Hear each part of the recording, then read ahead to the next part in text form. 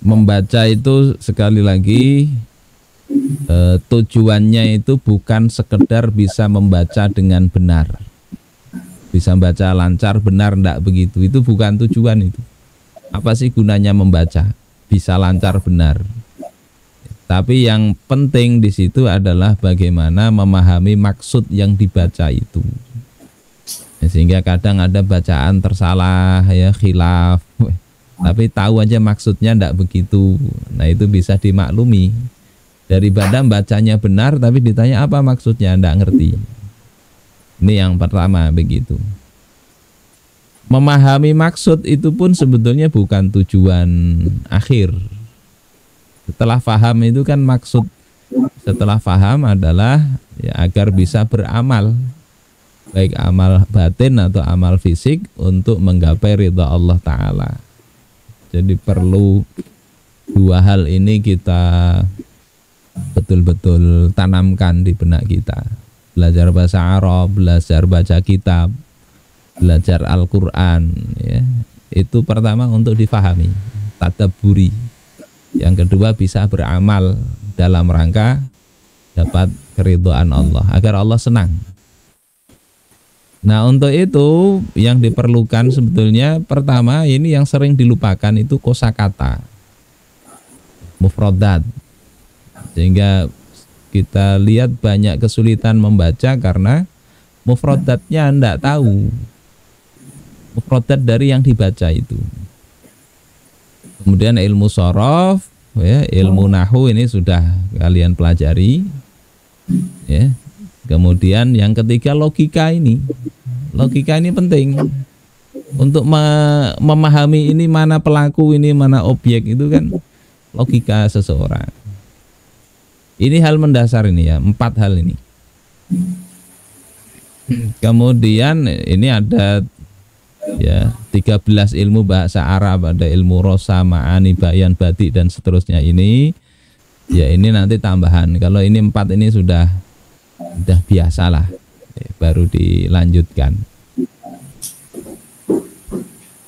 Nah, kosakata ini tadi saya lihat sangat penting. Bagaimana menambah kosakata? Ya tadi bisa dengan sengaja dihafalin. Di pondok mestinya menghafal dengan sengaja, atau kalau tidak sengaja itu bisa sering-sering baca. Baca satu kitab, ya, tidak paham cari kamus, ya, sambil diingat. Nanti ketika kata-kata itu banyak muncul, itu otomatis saja insya Allah Allah berikan hafalan itu begitu. Jadi asal sering baca, sering praktek, ya insya Allah bisa. Tapi kalau sekedar menghafal kaidah-kaidah tidak dipakai, ya, maka ya tidak akan bisa baca itu meskipun hafal kaidahnya. Yang kedua ilmu shorof. Kalau ilmu shorof itu sekarang kan ada kamus digital itu, yang sebetulnya tinggal diketik apa saja itu bisa keluar. Jadi nggak tahu asal katanya pun itu bisa ketemu. Tapi ya agak lama. Kalau mau cepat ya wazan-wazan itu dihafal. Dan agak beratnya ilmu shorof ini, kadang ada kata-kata yang tulisannya sama. Ada al-alamu, tulisannya begini. Al-alamu artinya bendera. Ada al-ilmu, ya, al-ilmu artinya pengetahuan. Ada al-alamu artinya dunia.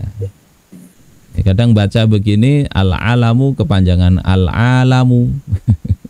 Ya, sering begitu. Sehingga ini penting karena bisa beda makna, beda huruf, beda makna, ada tambahan huruf, ya bisa jadi perbedaan makna. Nah ini di shorof. Yang ketiga ilmu nahu, bicara perubahan i'rab kata. Misalnya begini, innama yahsyallaha atau innama yahsyallahu. Nah, ini bisa berbeda maknanya Kalau ini di fathah, ulama'u di dhammah, berarti ini pelakunya ulama yang takut kepada Allah. Ya, kalau Allahnya di dhammah, ulamanya ini di fathah, hamzahnya, berarti Allah yang takut kepada ulama. Ini dua-duanya ada riwayatnya ini. Ada yang baca innama yakhsyallahu min ibadihil ulama, ada yang baca begitu.